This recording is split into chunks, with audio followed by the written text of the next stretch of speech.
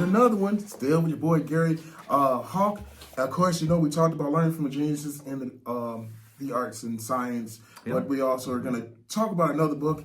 And the other book, can you tell us so we know real quickly? I'm writing it right now. So I'm currently in the stage of about halfway through writing a book on Let's Travel Exploring the World. So I'm wearing my travel tie. Yeah, that tie is hot. Yeah, I mentioned the fact last time with you that I've been, and I'm thankful for this, I don't take it for granted, 115 countries, all 7 continents, and all 50 states.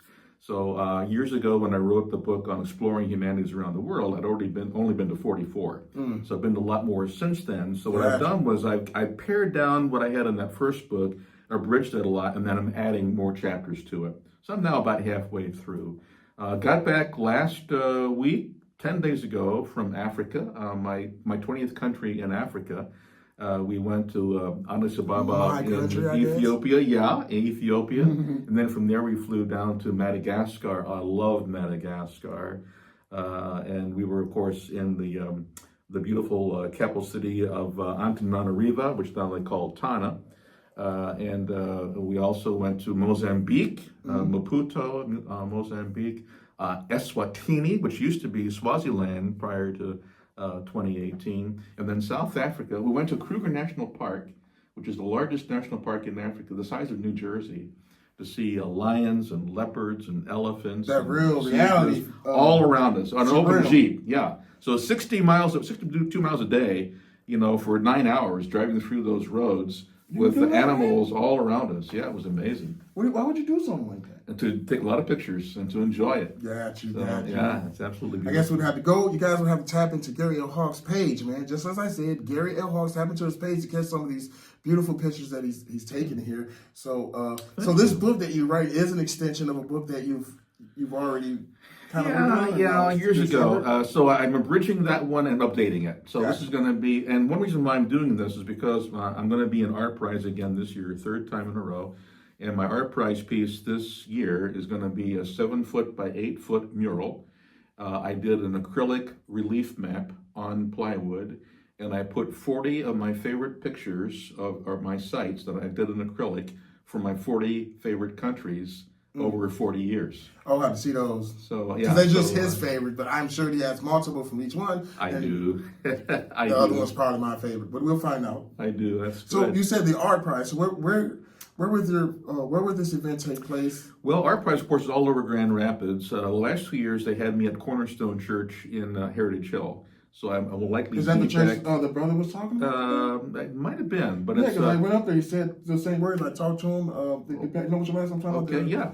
The one that he had to preach for us, Pastor Eric or something. At Heritage Hill. So it'd be in the sanctuary there. If it's like last year or the year before, I'm not totally sure yet, but it will be on my website, GaryHauck.com.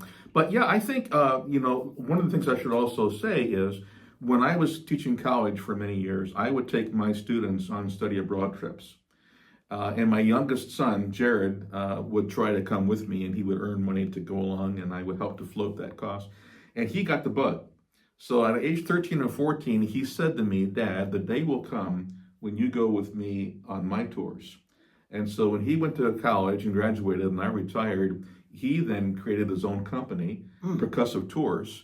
And now for the last 30 countries that I've gone to, I have gone under my son's leadership. And sometimes he'll just call me on the phone and say, "Hey, Dad, what are you doing next week?" And I'll say, "I'm free. What do you got?" He says, "Let's go to Iraq." Okay. Let's go to Iraq. Let's go to El Salvador. All the countries that we go to the stands. I'll tell you what. I mean, all the negativity I heard. I don't think there's anything positive you can say about some of the the places that you just named with your son. Iraq has some very beautiful sites, and we met some very lovely people. We felt very safe there. A lot of great food, and I have found that no matter where I go, Johnny, people are people. We're all made of the same cloth. We all hope, we aspire, we cry, we pray. We're people. We're all humans. I think, in a sense, we're one race, the human race. Our ethnicity might be different. Yes. Our skin color might be different, but we're all the same. Right. And so the more I travel around the world, I find that we are one human family. One hue. Yeah. And I love that. I absolutely and I respect it. And you can tell, man, the communication, the way he talked, the way I talk, the way the people around us talk. So, yeah, definitely understand the one race ideologies and theologies that they've come up with. Even last year, Jared called me and he said, "You want to do the 5 stands?" And I said, which ones are you talking about? He said, not Afghanistan, sorry, Kazakhstan, Kyrgyzstan, Uzbekistan, Turkmenistan, and Tajikistan. Right, but we did that, right? And you posted some of that stuff? Yeah. Yeah, you guys got to go to his page, man. He is actually taking some beautiful pictures. And before we go on, I just want to let you guys know how I actually met Gary. Oh, yeah, please. Dude, your girl Heidi, man, up there, the head cook at the seminar, great person. And then she invited me to a art class, which I actually just thought it was a guy just up there. You did a great job on that art class. Yeah, man, I actually shared that. It wasn't. I don't think I did with the picture, not a picture of his. Yeah, no, you did a great job. But yeah, it was like my first time actually going to something, being instructed of how to draw. So I'm like a freestyle. I do what I want. No. You took the concept and you ran out with it. It was beautiful. The nice best job. I can, man. He's modest and he's very nice and kind. Right? But and you were fun. You were a delight. I really enjoyed working with you that day. Yeah. Is there any intensity in any of the books that you wrote, including the the book we're talking about today? Mm-hmm. Let's tell any intensity. Yeah, any moments of that critical thinking that we're talking about where it has to be used. Like, you have any examples in the book or any books that you have where the critical thinking is being used to a situation? Yeah, that's a good point. Sure, I can give you a few examples of that. That's a really good question. So when we were in Kazakhstan, for example, and also Albania, we discovered that some of the symbols and gestures that we use as Americans are very different there. Mm-hmm. In Albania, for example, this is interesting. This can mean yes, and this can mean no.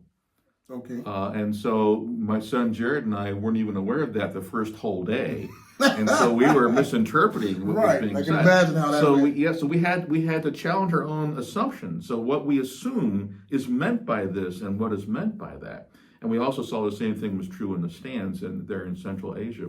Oh, another example. I took a study abroad group to Paris many years ago now, and I used for fellow chaperones parents of students.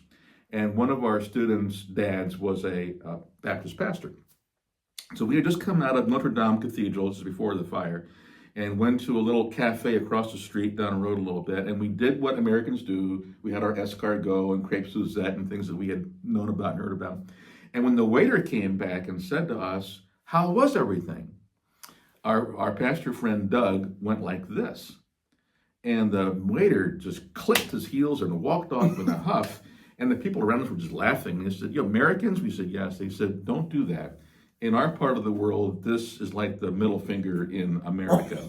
So we really teased our Baptist pastor friend all the way back home on the plane for flipping off this waiter back over there in Paris, France. So don't learn from that. So critical thinking can be really important. I think another thing is when we were going to the stands. We were in Almaty in Kazakhstan. We were in Bishkek in Kyrgyzstan. We were in Tashkent in Tajikistan and Ashgabat in Turkmenistan. A lot of my friends said, "Wow, aren't you afraid to go there? Mm-hmm. Those are horrible countries. They're including countries." And when we got there, we felt completely safe and embraced. Some of the lowest crime rates in the world are in those countries. Yep. We walked around the cities at night and in the daytime without a fear for our lives. Yeah, and so well received. And Bishkek in Kyrgyzstan, we walked past the city and then got a car up to the national park in the snow-capped mountains, and we saw we hiked around the mountains. On our way walking back down the path, there was a group of people that were celebrating probably a 25th wedding anniversary or 50th wedding anniversary. They were dancing and singing. Mm-hmm. So I got my cell phone out and I made a motion, "Can I video you?" to say that with my gestures. They grabbed my phone and they pulled me into the circle and they had me dance, and they danced around me as they were videotaping me. I've seen something like that on TV, man. Yeah, it's awesome. It was so much fun. So then I tried to get out, and they pushed me back in to dance some more.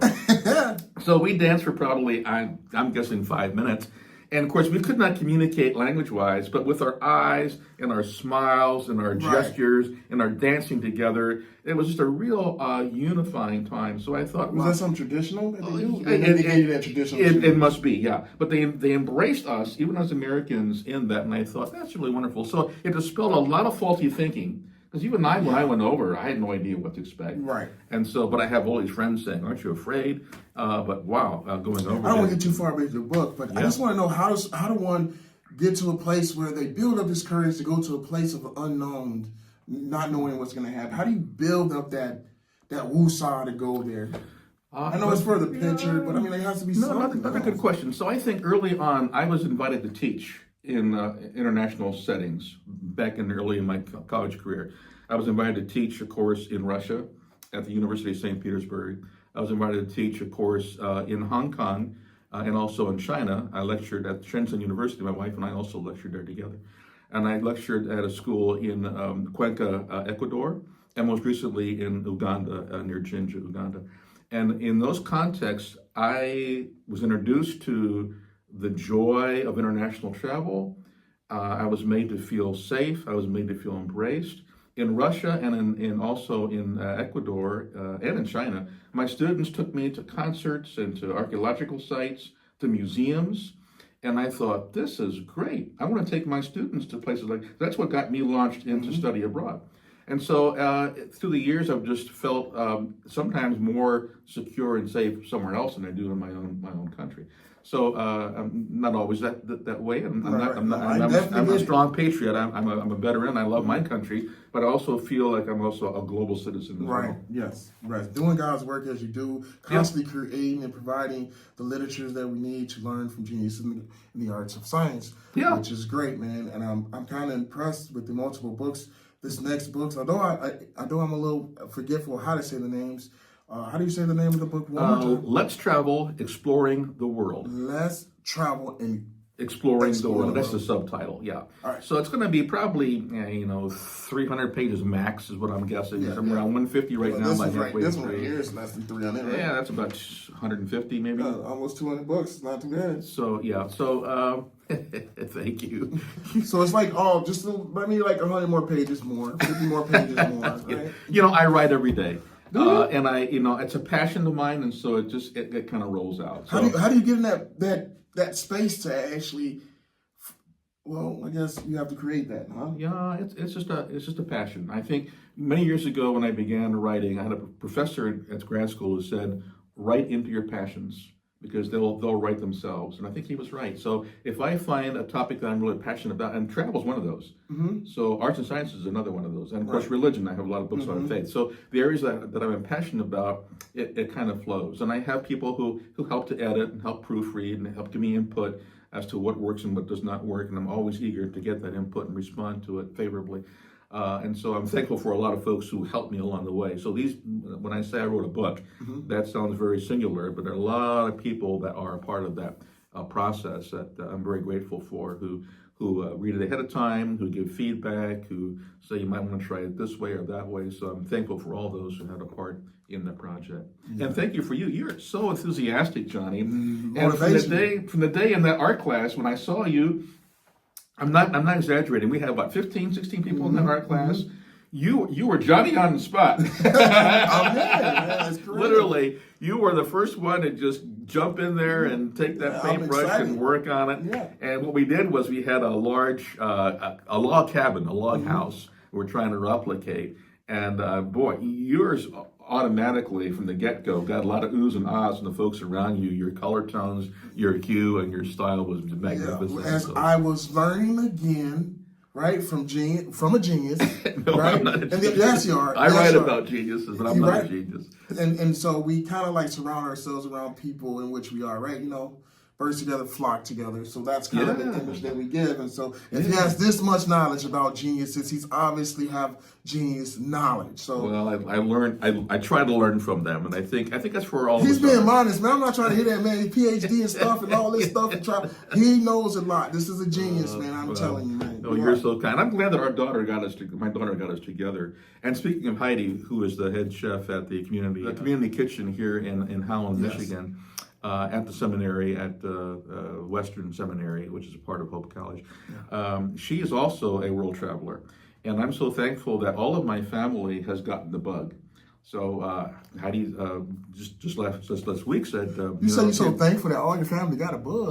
the bug to travel. Oh, I'm like, whoa. So she called me on the phone and says, "You want to go to Istanbul with me in November?" I said, "Sign me up. We'll go together." We were in Puerto Rico together for a wonderful time a couple years ago, scuba diving or snorkeling and climbing waterfalls and enjoying. That's the whole another sand one that water. I don't think I'm a big fan of. Maybe like in shallow waters. Yeah, well, we were in some pretty shallow water. Where she's a lot more brave than I am with that. But all of my kids, Heidi and Greg and Andrew and Jared and my wife Lois, they all have the bug to travel. And my grandkids are getting back tomorrow from their trip with Dad to the Caribbean. So I love the fact that the whole family has gotten the bug.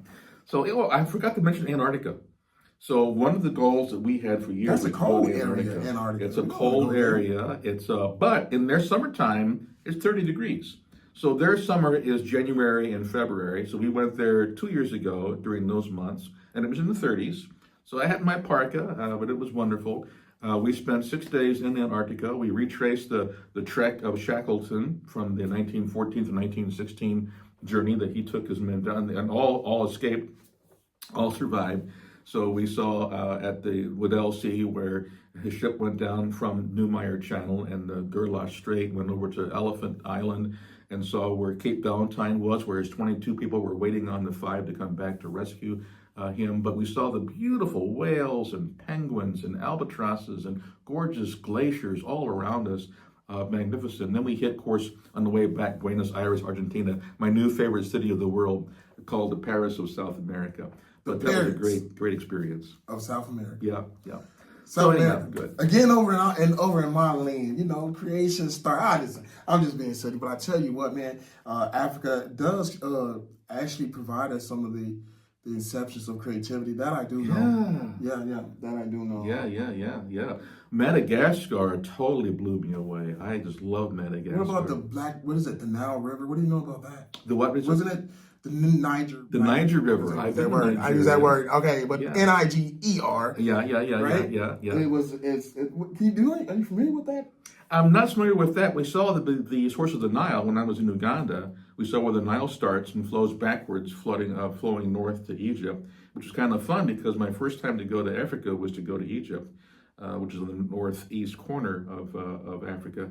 So I saw where the Nile pours out into the Mediterranean, and then 2 years ago, I saw where it starts at the Lake Victoria and the springs there in Uganda. So I'm more familiar with that. So I saw the beginning and the end of the Nile and some of the spots in between the process. Some beautiful scenes. But Africa, the baobab trees in Madagascar are 800 to 2,000 years old, and they have these giant trunks with the leaves on the very top, and they are just so filled with water that they have escaped the fires and the travesties of nature through many, many years. And so when you drive through this called Avenue of the Baobabs near Morandava, south of the capital of Tana there in Madagascar, it's absolutely magnificent. The largest baobab tree forest in the world is right there in Madagascar. And Madagascar vanilla. And I have never had vanilla like I had in Madagascar. I could not stop eating that vanilla ice cream. Madagascar. Ooh, it was just, so I brought back a lot for my family and friends. That's pretty awesome, man. Hey, I love connecting with your boy, Gary, man. And I tell you what, you guys tap in. His books are on Amazon, right? Amazon.com. Amazon.com. Type in Gary L. Hauck, man, and you can check out his selection of books, man. Someone that inspires me to write my own book. Again. Yeah, please. I'll write my own book. Yeah, it's gonna be, should I tell you, it's going to be called The Unintentional Criminal, right? Critical thinking time, all right? You'll see, and you'll learn a lot of critical thinking thus far. I'm in the 7th chapter, but thus far, you will learn a lot of critical thinking in there. That's awesome. Yeah, man, I appreciate you, man. My I really do, and allow me to actually interview someone like you. I know you're modest, but this is a great man. I'm telling you, he's a very great man, and to be able to go all over the place and connect with people, it's not just me. To have a piece of me with him along the journey is a blessing. So I thank you. Well, I thank you for your friendship, and I really enjoy your fellowship. Yes, sir. Thank you. GaryHauck.com is my website. Feel free to join us. I have travel logs on there, and probably this podcast will be on there as well. SoFocus Creative Studios. We out this thing. Deuces.